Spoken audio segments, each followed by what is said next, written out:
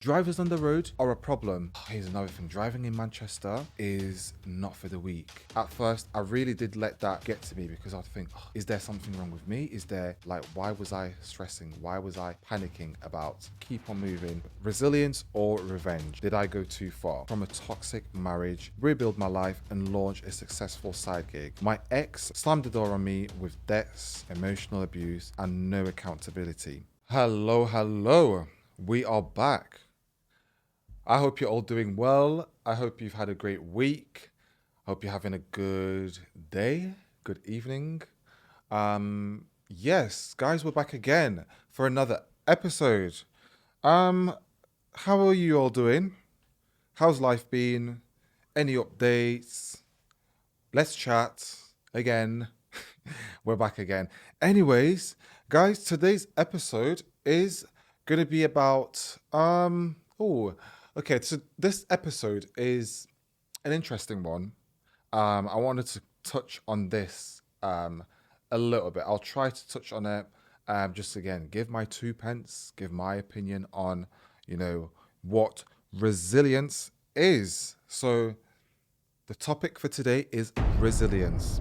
What is resilience? Um, can maybe go on and talk about some of my personal examples in life where I've had to be resilient and what it means to me and how I can help you because that's what we're all about here. So let's start again. You know what it is. We got to sweep the house. You know me, I do not like to work in mess. You already know that. So we're going to sweep things, we're going to clean it up, rejiggle a few things, and then we're going to get into it. Sometimes you don't actually need to sweep the house because we've had a good week. Things have been cleaned. I've done things and then I've put things back where they're meant to be. Been a bit busy, but I've caught up. I'm okay. I'm having a great week.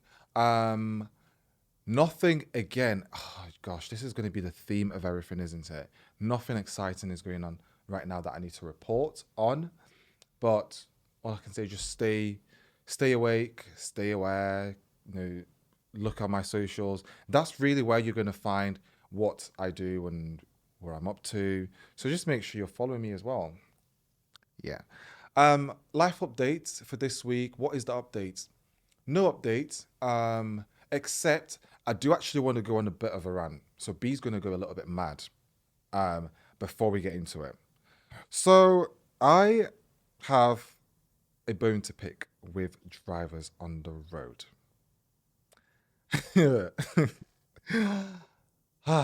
Right. So I have recently started driving. And I tell you what, guys, it's like the most amazing thing ever. Do you know what? Because for so long, I have been, about the public transport life. I've been taking buses. I've been on the trains. I like the trams, you name it.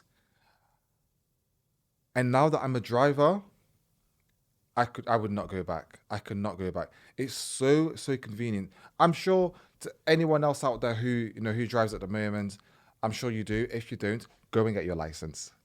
Hello, listen to me. B's getting mad. B's getting angry. Go and get your driving license.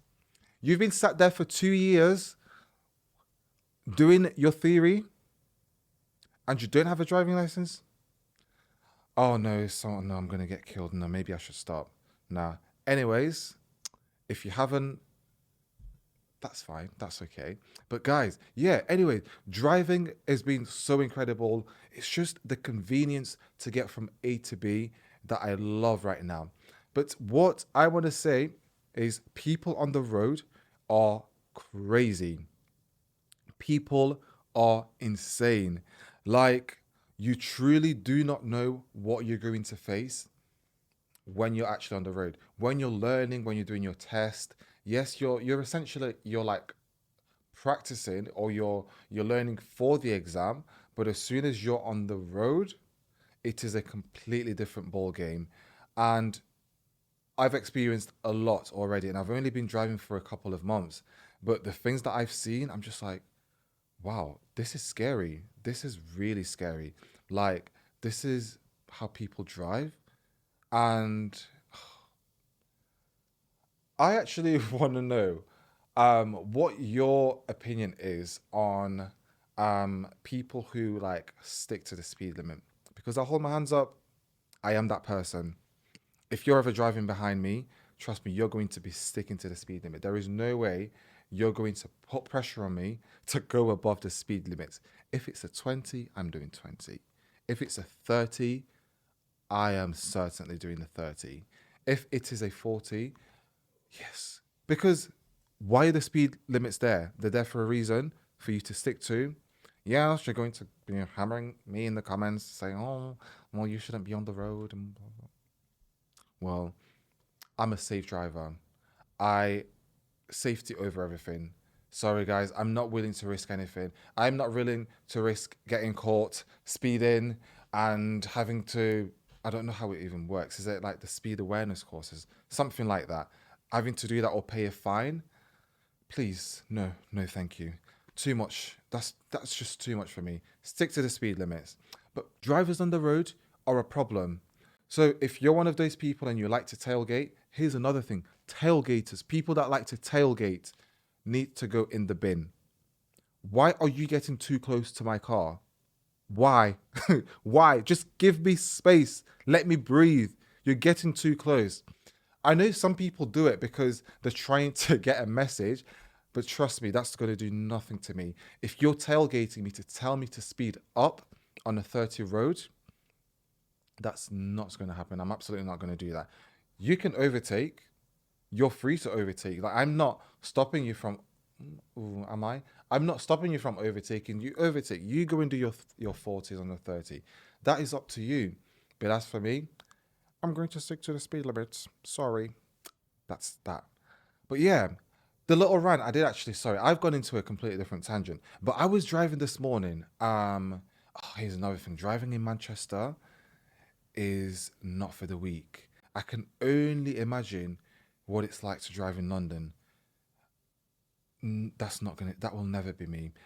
You will not catch me driving in London because how do people do it?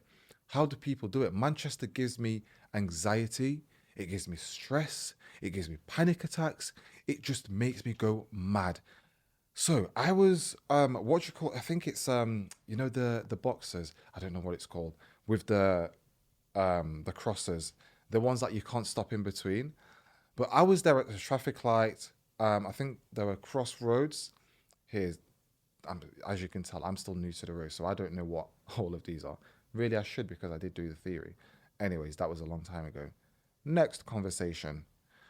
I was stood, well, I wasn't stood in the middle because all I knew was from the theory tests, you cannot stop in those boxes. So in my head, I was at the traffic lights. The car on the opposite side, so traffic on the opposite side, were either coming forward or turning the other way. I can't get my bearings, but the car that was on the other side was coming forward and I was turning right. But all I knew in my head was do not, whatever you do, stop in the box, otherwise, you're going to get a ticket. So as I was approaching, I decided to take a right turn, but the car was coming in front and I panicked. I shouldn't have been there. And I was thinking, wait, who has priority here? Do I have the priority because I'm turning right? Or does he? Because if I was to stop, I would be holding up the traffic behind me because the lights are green. And my immediate reaction was to move forward and just continue. And as I did that, the car on the other side was coming forward and he beeped at me. And I was like, I'm sorry. I'm sorry. I panicked. I wasn't going to stop there to get a ticket. I'm sorry. But there was no accidents, thankfully. No accidents.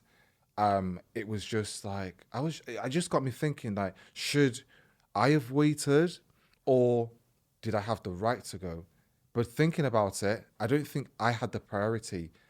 It was the oncoming traffic because he was going straight ahead. I had to wait before moving forward. But you live, you learn. And that's what happens when you're on the road. Like I said, a lot of these things you won't actually learn or do in your practice or your driving license until you are actually on the road and are driving alone. You encounter these things and you just learn to deal with it. So that was that. Why was I annoyed? Because I just think there's other things that go on the road which I find very annoying. I'm sure there'll be plenty of more times where I'm coming back on here to tell you about another story to do with a driving experience. But are what I've encountered so far that have been a little bit like, this isn't great. This is quite annoying. This is really bad. Like, why are you doing this?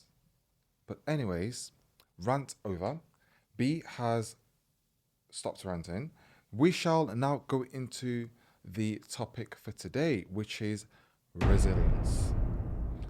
Resilience. Why did I actually want to talk about this? Well, I did actually want to speak about it because I think a lot of things that I talk about, I do relate back to my personal experiences and what I've gone through, and so far, I've had to learn to be resilient in everything I do, whether that is personally in my work life, that could be in friendships as well. I guess we can also apply it to friendship, in a project that you're doing, a business that you've got in mind, something that you're preparing requires a lot of resilience, and I've had to learn to be resilient, for such a long time. And it hasn't been. It's a skill as well. It's definitely a skill that takes time, until you can persevere. You will encounter periods in your life where you get to a place where things are difficult, things are not going the way that you had initially envisaged or had planned that they would go. But then you've got to think, oh my goodness, I've started something. I need to keep going. I need to go to the end with this thing that I've started. Like I said, whether it's a project, a business, something that you've got in mind, whatever it is, you've got to be resilient, because if you're not, I'm telling you, it's very easy to just be demoralized, and really just take a hit and accept failure, because over here, I certainly do not accept failure. I'll give you an example actually. Going back to the first episode, if you remember, I was talking about university and where I'm at now and what I'm doing at the moment, which is looking for legal work. It hasn't been easy, but what did I have to do? I have to be resilient, because I still haven't found the job that I want to do.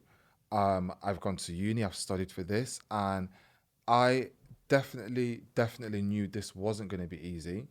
That was the choice that I made, to go down this path and go down this route of, going into the legal field. I knew what that would come with. I knew that would be difficult. It wasn't going to be an easy journey. It wasn't going to be just a straight road. There's going to be bumps. There's going to be problems along the way. But how do I overcome that? It's just by being resilient and keep on going. So since of course graduating, I've been sending applications into firms for like legal work. Sadly, I've still not had anything, and that's okay. That's absolutely fine. But I keep on going until, and I believe, and listen when I say this, I believe and I know that I will land the job that is right for me. I've sent a number of applications to firms. I've maybe just not heard back in regards to anything, or I've heard and it's been, unfortunately, on this occasion, there's someone who's better, there's someone who fits the role more. That's okay, which I've had to learn now, because at first I really did let that get to me, because I'd think, oh, is there something wrong with me? Is there anything that I'm doing in the application that isn't quite right? Yes, there were things that I was doing which weren't right. So I had to then go back and look at my CV, for instance, and look, okay, this is what my CV is like. I'm applying to this particular law firm, and this firm specializes in employment law, whereas this other firm might specialize more in corporate. And you've got to think, of course, how can I tailor my CV to the specific firm? You've got to also be very genuine and intentional about where you're applying, and don't just apply for the sake of getting an application in, because it really does come across. So I'm talking to some of my graduates here. If you're a law graduate, or maybe not even a law graduate, just you've come out of uni and you're looking for work and you're just not getting anything, be intentional. Look at what it is you're doing. Maybe analyze some of the things that you've done, what wasn't quite good about it. Look for a mentor. I think having a mentor is really, really important. I do have more of myself who's, currently helping me with my applications, because he sees things from a different perspective.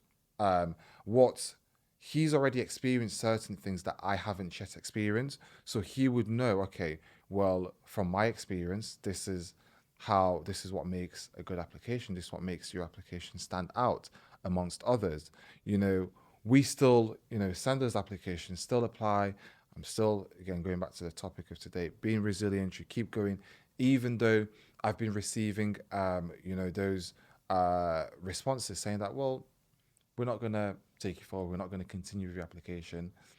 I've just had to learn to accept that for what it is, because just as I might not be the firm for them, they are not the firm for me. The right firm will eventually come along and things will make sense. It will all fall into place and we will, of course, be in a better position. So, what I am essentially trying to say, to put all of that together, is be resilient, keep on knocking on those doors, keep on pushing. Whether you get a rejection, whether you get a no, that's probably not your time. When your time comes, you will see that things will start to fall into place. Things will start to work out for the greater good. And then you'll look back at those days and think, oh, wow, like, why was I stressing? Why was I panicking about this application, this firm? It just wasn't the right place. And if you have, I don't know what it can be for whoever's listening, but as for me, as a Christian, it's having faith. That's whatever I do, anything that I do, that God will always lead me to what is best for me, and where I'm destined to be. Only He knows. I don't know where that is. I don't know where I'm going to end up, but I tend to leave everything to Him and let Him guide me. Of course, being a human being, I have to do my part. I have to play my part. I can't just sit there and just say, oh, well, God's going to take control. He's going to do this. He's going to do that. I have to do my part. I have to get up. I have to move. I have to take action. And that's what you need to do. You need to get up, move, take action. As long as you truly believe that you are doing everything that you need to do to go and, grab hold of whatever it is you're trying to achieve, and you're working towards that goal, you have a clear plan, you have a clear goal in mind. As long as you are doing what you need to do, that's it. You can only do 100%. It's better you do 100% than 50. Yes, 50, but aim high. Then at least, you can fall back. Yes, you can fall. It happens. Not always will you always get 100%, but at least if you fall back, you can fall a little bit. Then aiming for 50%, for example, and when you fall, there's quite a lot to fall by there. But yeah, get up, move forward, and take action. So that is what I have to say. So really, guys, the moral, I guess, the message for me to you is to keep on moving, keep going, even if today it's not working. Tomorrow, there is tomorrow. Look ahead, in front of you, and keep going. And yeah, so I hope that's been useful. So let's now go on to what I call my favorite segment of the episode. I'm really excited to see what we've got today on the next section. So be Reddit. Let's see what you have to say. So, guys, here it is. Be Reddit. If you don't know, if you're new around here, this section is where I give my opinion or give some advice, on whatever the situation is, and just give you essentially my opinion on the situation. Anything that I'm not qualified to give advice for, I will let you know, guys. This is not my area. Seek professional help if need be. But it's just a nice, fun section just before we get to the end of the episode and on this. So be Reddit of the week. Let's go. Okay, so resilience or revenge? Did I go too far? We'll find out. I, 32 female, busted my bleep to rise from a toxic marriage, rebuild my life, and launch a successful side gig. My ex, a 34-year-old male, so 34 years old, slammed the door on me with debts, emotional abuse, and no accountability. That only fueled my fire. I picked up odd jobs, got sober after years of drowning in pain in alcohol, and finally launched my freelance design business. Within a year, I paid off the debt he left and bought a little flat. Good on you. Good on you. So when I learned he was moving into my old rental, the one I used to clean, fix, and pour years of sweat into, something snapped. My therapist called it projected healing turned vindictive. Okay. Here's the twist. I ghosted him completely, then started a social media campaign, subtly warning others about his cheating and debt habits without naming him directly. Oh my word. Okay, this is interesting. Enough detail that people had guessed. Okay, no, this isn't good. That wasn't quite subtle then. Right, and guess what? He lost clients. Some mutual contacts distanced themselves. Even landlords gave him the cold shoulder. He messaged me furious, threatened legal action for defamation. I blocked him.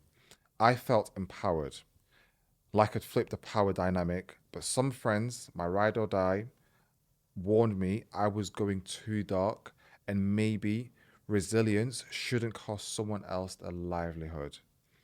Now I'm torn.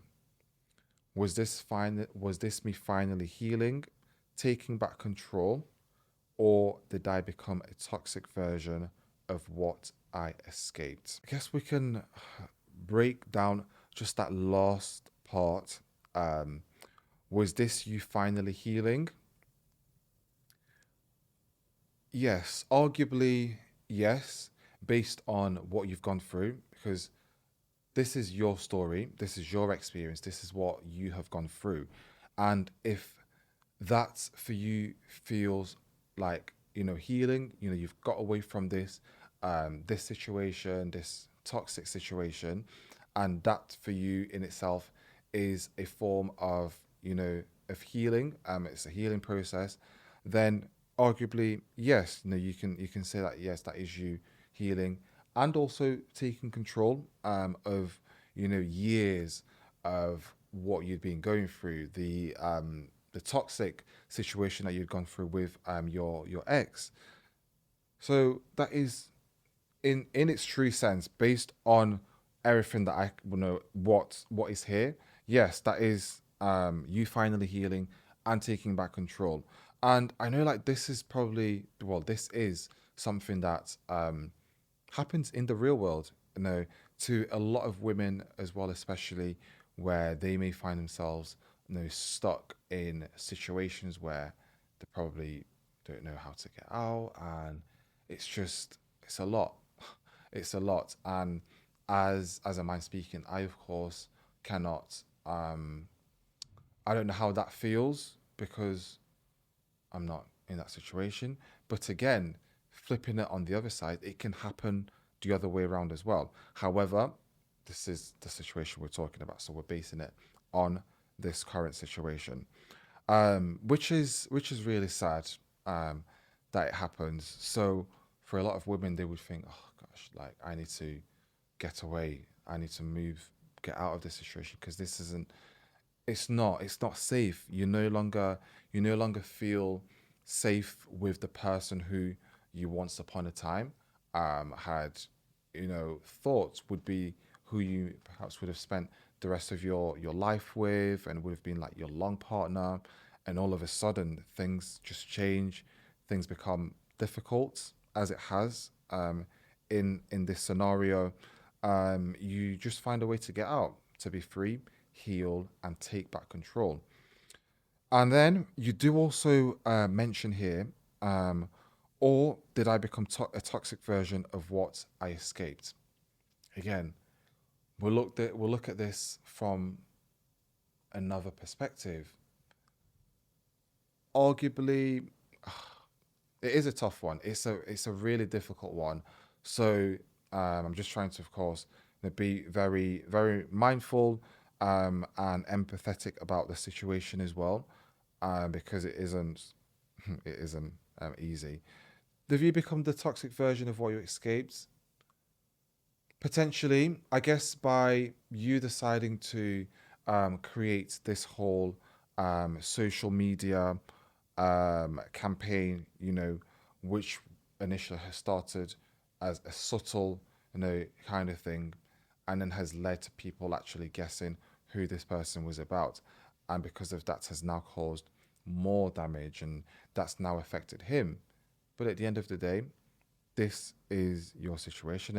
If that's at the time felt like that's what you needed to do to be able to reclaim and take back your power, that's what you had to do.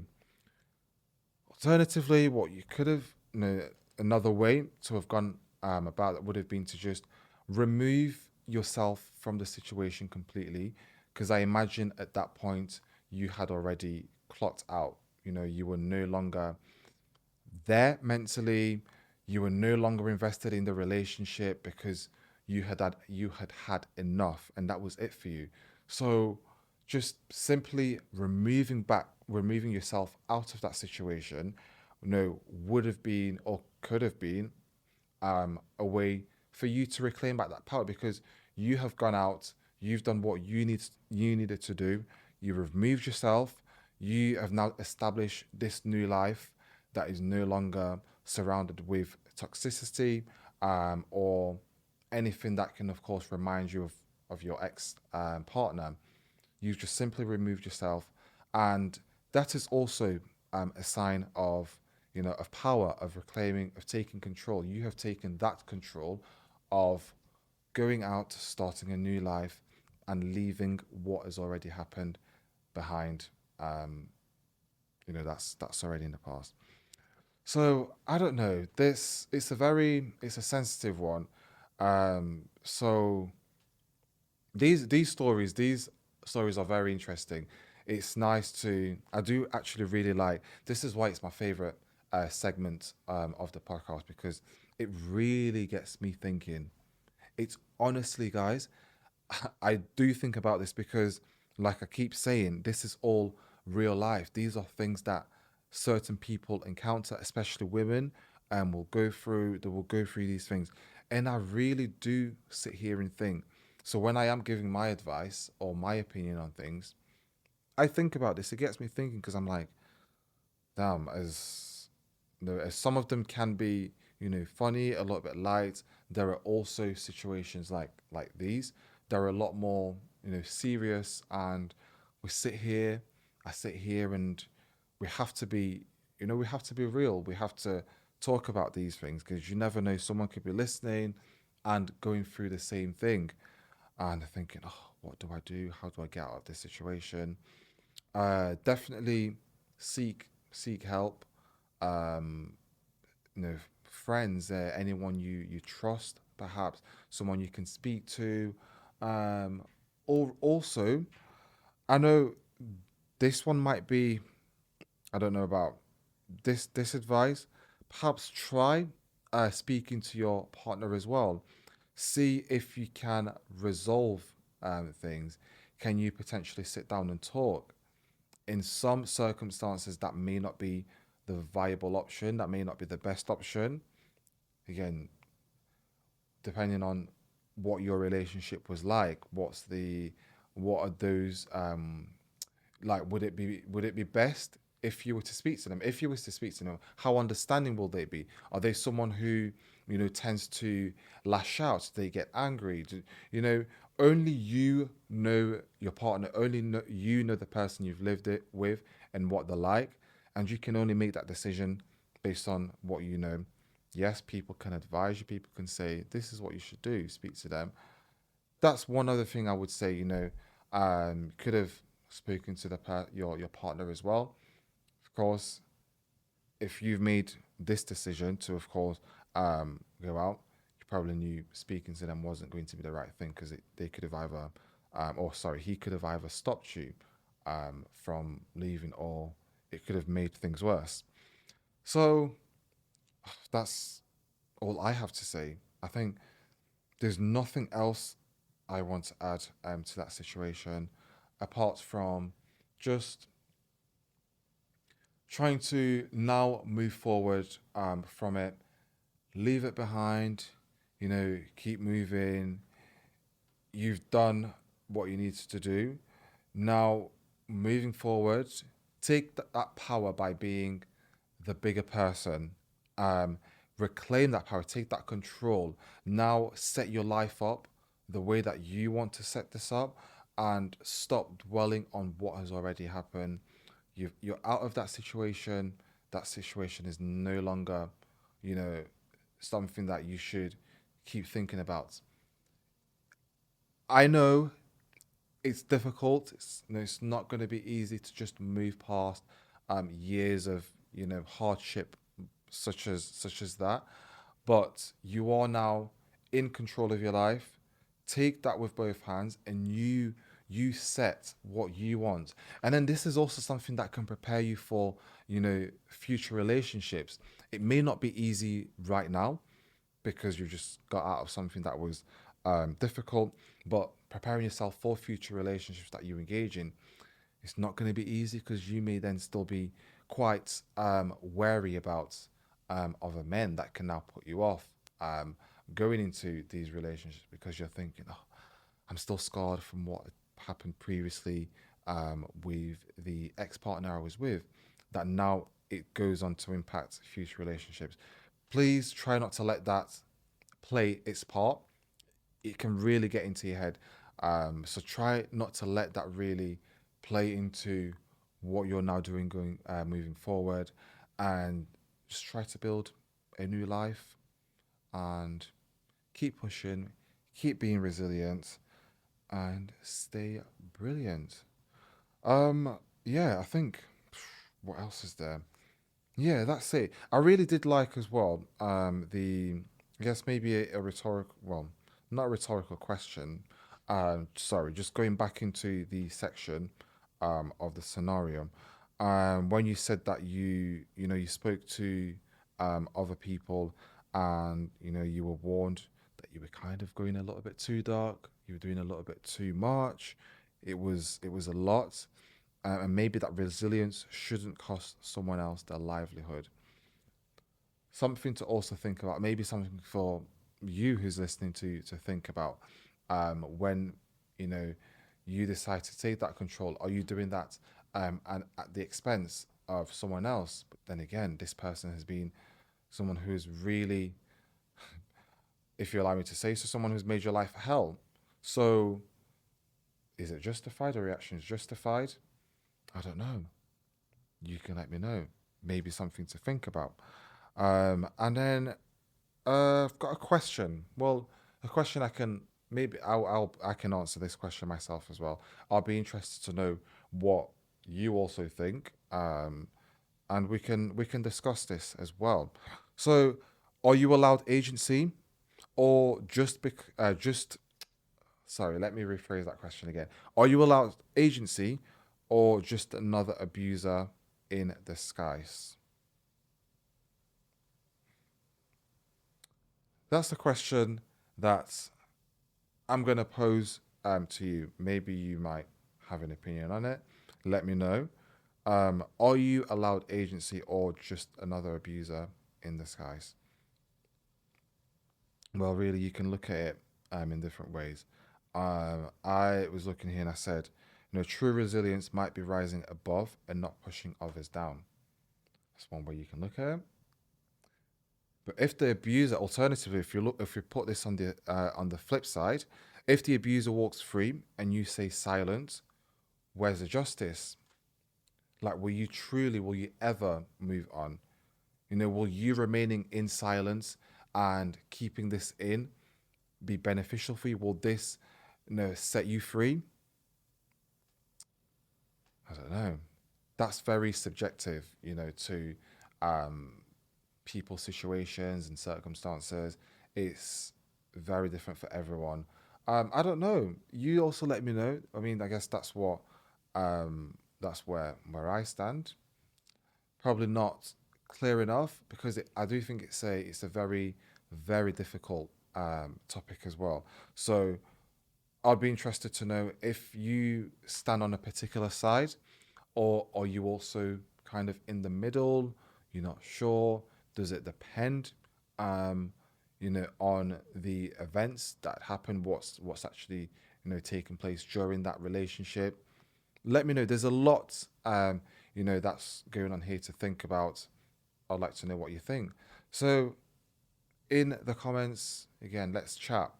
Let's conversate. Let's have a conversation. You can DM me. We can talk there. Or if there's anything that you disagree with that I've said, I'm open to hear it. If you don't like what I said, absolutely let me know. You know, I I'm open to constructive criticism. Like the way that I think, the way that I perceive things may not be the same for you. You may disagree, and that's absolutely fine. We can disagree with things because we're not going to always disagree, and we just have our own opinions. But that is the end of Be Reddit. I really love that again. Like I said, I really love these segments because it does get my brain ticking. I'll be for real. It makes me think about these things. Some of them as well I can also apply to my personal life, and anything that does apply to me, I'll always want to share a story that I can also, maybe add there that relates to, what we look at. So I can't wait to see what we're going to be talking about next, what the next topic's going to be, or what the next scenario is going to be. Keep them in, keep them, let's keep them juicy, let's keep them interesting, let's have some funny stuff in there. But I'm sure we're going to see so many of this. I do eventually as well want to, hear from you guys. If you have a dilemma, it could be anything, you can share as much as you want, you can share as little as you want, and we can dissect things. We can look into it, and you may just need to vent to someone, and we can talk. We'll give you advice. But that is the end of the episode as well. That is the end of episode 4. We are really going through this. Where I'm honestly, guys, I'm loving this. This is amazing. Every time I come to record, I'm just like, oh, this is exciting. Another day. Let's get it. Let's really push this. Like I keep saying, this is our space. You're gonna get to learn that this is our space. Let's just be brilliant. Let's grow. This is our space to grow. That is the motto. Um, we're really going to evolve, keep growing, and keep pushing. So make sure, as always, as you know, make sure you're following on TikTok and Instagram. That is Being B Podcast. Make sure you're on YouTube, like, comment, subscribe. We are, of course, on Spotify as well. So make sure you're there. You can like, comment, and follow on Spotify. Just follow along. There's on Instagram and TikTok, we'll be dropping, some behind the scenes stuff. So make sure you're there. Make sure you're following, and let's go on this journey together. Let's continue to go on this journey and keep moving. Stay brilliant, stay resilient, and keep moving forward. Have a great week. I hope it is an amazing week. Hopefully, you're not encountering some crazy people on the road if you're driving. And we will be back next week for another episode. Stay safe and peace out. Bye, guys.